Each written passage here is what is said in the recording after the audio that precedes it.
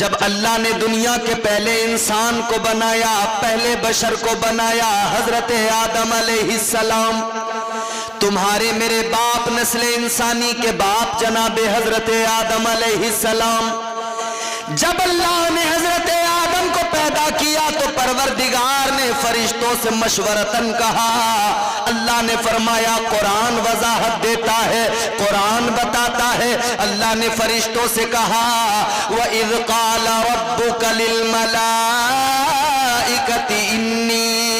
إِنِّي جَاعِلٌ فِي الْأَرْضِ خَلِيفَةً، اللہ نے فرمایا اے میرے فرشتوں، میں زمین میں اپنا خلیفہ بنانے والا ہوں۔ اب ایک ایک لفظ کو سنتے چلے جانا، قرآن آپ کو سناتا جاؤں گا اور اس کو سمجھتے چلے جانا۔ کیا فرمایا اللہ نے؟ فی الارض خلیفہ، زمین میں اپنا نائب بناؤں گا۔ کہاں؟ زمین میں۔ بات سمجھ میں آ رہی ہے نا؟ زمین میں اپنا خلیفہ بناؤں گا۔ اللہ نے یہ اعلان اسی روز کر دیا تھا کہ جب اللہ نے فرشتوں کو بتایا تھا کہ میں بنانے والا ہوں انسان۔ یہ اعلان اسی وقت ہو گیا تھا کہ انسان کو بنایا جا رہا ہے زمین کے لیے۔ یہ تو نہیں کہا کہ آسمان میں اپنا خلیفہ بناؤں گا، زمین میں اپنا خلیفہ، فی الارض خلیفہ، زمین میں اپنا خلیفہ۔ پروردگار عالم نے اعلان کر دیا اے میرے فرشتوں، میں زمین میں اپنا خلیفہ بناؤں گا۔ تو پھر اللہ نے فرشتوں کو جب حکم دیا، جب آدمی بنا تو فرشتے کو بھیجا، مٹی بھی زمین سے لاؤ، زمین کے لیے ہے تو زمین سے ہی مٹی لاؤ۔ فرشتہ آ گیا زمین پر، کون آیا؟ بلبل سدرا، طائر سدرا، جناب حضرت جبرائیل امین زمین پر آئے۔ ایک مشت خاک اٹھانا ہے، مٹی اٹھانا چاہتے ہیں، زمین رونے لگی، زمین گڑ گڑانے لگی۔ زمین نے کہا جبرائیل مٹی نہ اٹھاؤ، اے جبرائیل انسان بنے گا، وہ زمین پہ آئے گا، خوریزی کرے گا، فتنہ و فساد کرے گا۔ اے جبرائیل، زمین رونے لگی، کہنے لگی مٹی نہ لے کر جاؤ، لیکن بلبل سدرا نے دیکھا زمین رو رہی ہے، زمین کا رونا دیکھا، رحم آ گیا، خالی ہاتھ اللہ کی بارگاہ میں پہنچ گئے۔ اللہ تبارک و تعالیٰ نے فرمایا اے جبرائیل کیا ہوا، مٹی لے کر نہیں آئے؟ بلبل سدرا نے عرض کر دیا مولا میں گیا تھا مگر زمین رونے لگی، یا اللہ زمین گڑ گڑانے لگی، اے پروردگار میں خالی ہاتھ آ گیا، اس کے رونے کو دیکھا تو رحم آ گیا، اس کے رونے کو دیکھا تو ترس آ گیا۔ اللہ نے فرمایا ٹھیک ہے، دوسرے فرشتے کو حکم دیا اے اسرافیل تم جاؤ، تم مٹی لے کر آؤ۔ حضرت اسرافیل آئے، آپ زمین پر آئے، مٹی اٹھانا چاہتے ہیں، زمین پھر رونے لگی، زمین پھر رو کے کہنے لگی اے اللہ کے فرشتے مٹی نہ لے کر جا، انسان بنے گا، زمین پہ آئے گا، خوریزی کرے گا۔ اللہ اکبر، غور کرو، انہیں بھی رحم آیا، واپس گئے۔ تیسرا فرشتہ آیا، جب اللہ نے ان کو بھیجا انہوں نے بھی مٹی اٹھانے کی کوشش کی، لیکن زمین روئی، رحم آ گیا، وہ بھی خالی ہاتھ چلے گئے۔ اب اللہ نے چوتھے فرشتے کو بھیجا، کون آئے؟ حضرت اسرائیل زمین پر آئے۔ جناب حضرت اسرائیل نے زمین سے مٹھی بھر خاک اٹھانے کے لیے جیسے ہی ہاتھ بڑھایا، زمین رونے لگی، زمین پھر وہی دکھڑا سنانے لگی۔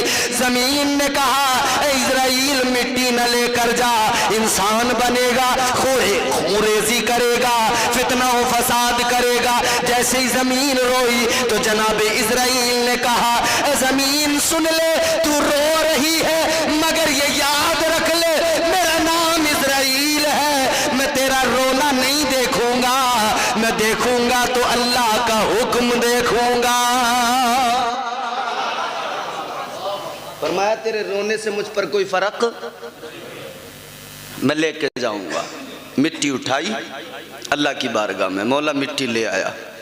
اللہ نے فرمایا اسرائیل زمین روئی نہیں تھی کیا؟ ہاں مولا روئی تھی۔ پھر تمہیں رحم نہیں آیا؟ مولا میں نے زمین کا رونا نہیں دیکھا، میں نے تیرا حکم دیکھا۔ اللہ تبارک و تعالیٰ نے فرما دیا اے اسرائیل انسان بنے گا، تخلیق ہوگی انسان کی۔ اے اسرائیل سنو، انسان کو پیدا کیا جائے گا، اس کی ولادت کے لیے زمین سے مٹی تم لے کے آئے ہو، اب تمہاری ڈیوٹی لگے گی قیامت تک کے لیے انسان بن جائے گا۔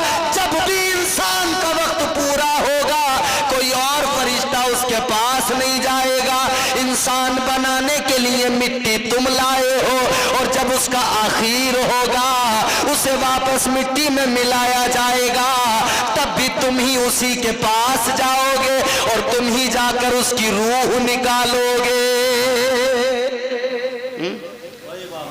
تو اللہ نے حضرت اسرائیل کی ڈیوٹی لگائی کہ روح بھی تم قبض کرو گے۔ آپ کو بات میری سمجھ میں آ رہی ہے؟ اب سنیں ذرا توجہ سے، محبت سے بولیں سبحان اللہ۔ اللہ نے فرما دیا تم ہی جایا کرو گے ہر انسان کے پاس، تم ہی روح نکالو گے، تم ہی روح قبض کرو گے ہر انسان کی۔ کمولا ٹھیک ہے۔ اللہ نے فرشتوں سے کیا فرمایا تھا؟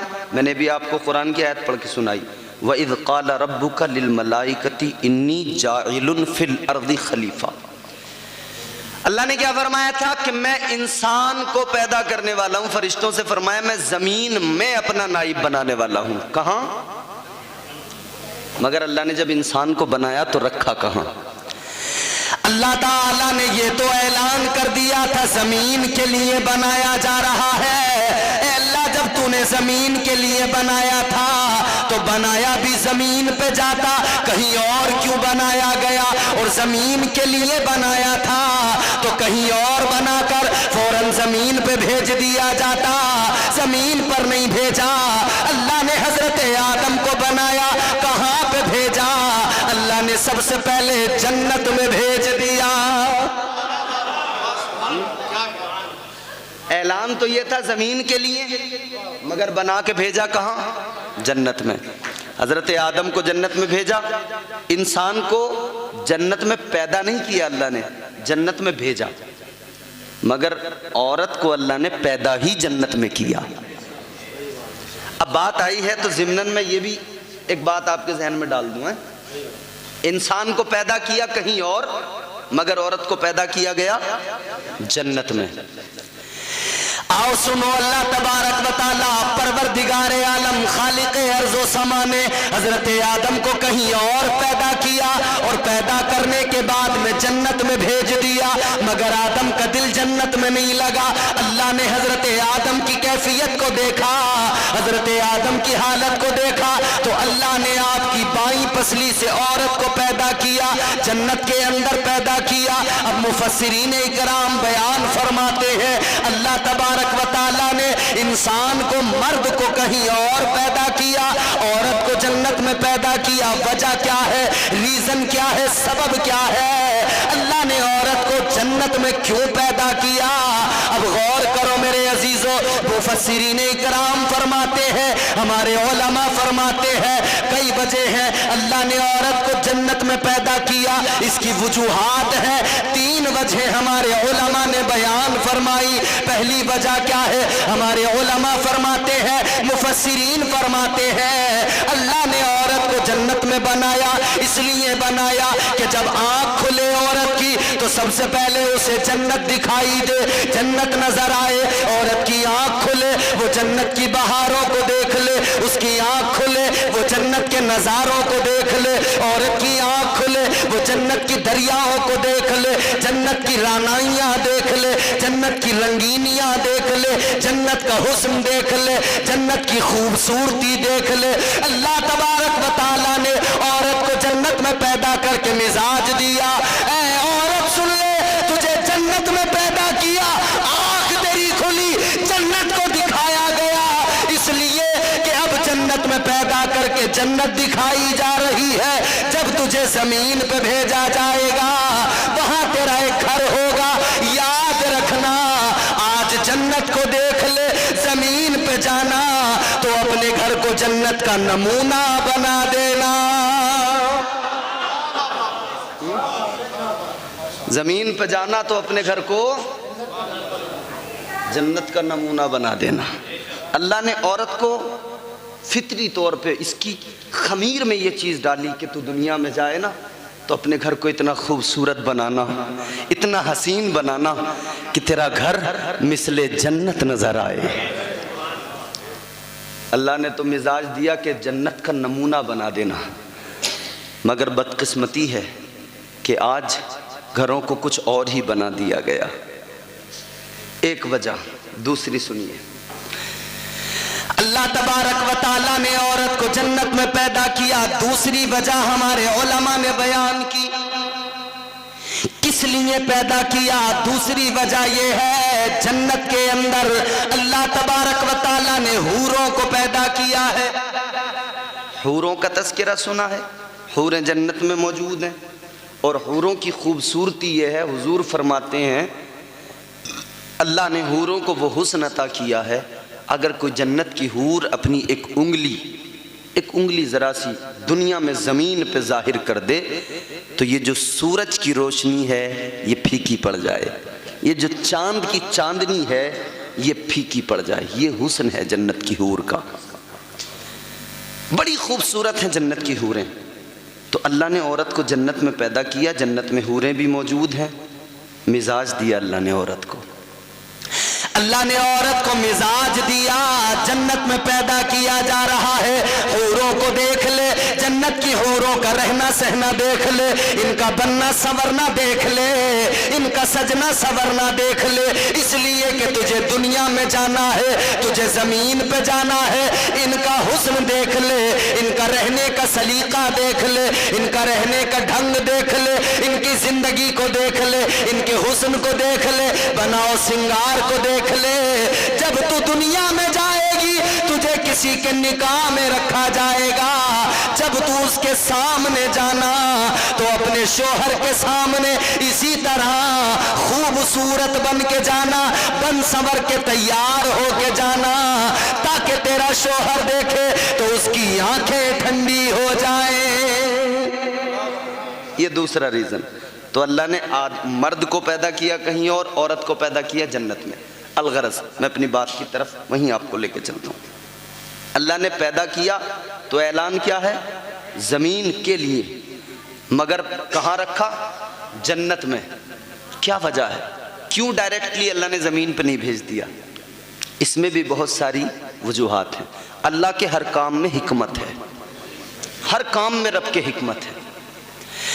پروردگار عالم نے جناب حضرت آدم علیہ السلام کو جناب حضرت حوا کو فرما دیا۔ اللہ کا قرآن کہتا ہے اللہ نے فرما دیا وَقُلْنَا يَا آدَمُ اسْكُنْ أَنْتَ وَزَوْجُكَ الْجَنَّةَ۔ اللہ نے فرمایا اے آدم اپنی زوجہ کے ساتھ جنت میں رہو، جو چاہو کھاؤ، جو چاہو پیو، وَكُلَا مِنْهَا حَيْثُ شِئْتُمَا وَلَا تَقْرَبَا هَذِهِ الشَّجَرَةَ فَتَكُونَا مِنَ الظَّالِمِينَ۔ اللہ نے فرمایا جنت میں جاؤ، جنت میں رہو، جو چاہو وہ کھاؤ، جیسے چاہو گزارو، مگر اتنا یاد رہے ایک شجر ہے جسے شجر ممنوعہ کہا گیا ہے، اس کے قریب نہ جانا، اس کے پھل کو نہ کھانا۔ اگر اس کو کھا لیا اللہ کا قرآن کہتا ہے فَتَكُونَا مِنَ الظَّالِمِينَ، اگر اسے کھا لیا تو یاد رکھنا شمار تمہارا ظالموں میں ہو جائے گا۔ اللہ نے جنت میں رکھ دیا، مگر پھر وہی بات میں آپ سے کہوں گا، جنت میں رکھ دیا لیکن اعلان تو یہ تھا نا کہ زمین کے لیے بنایا ہے، تو جنت میں کیوں رکھا؟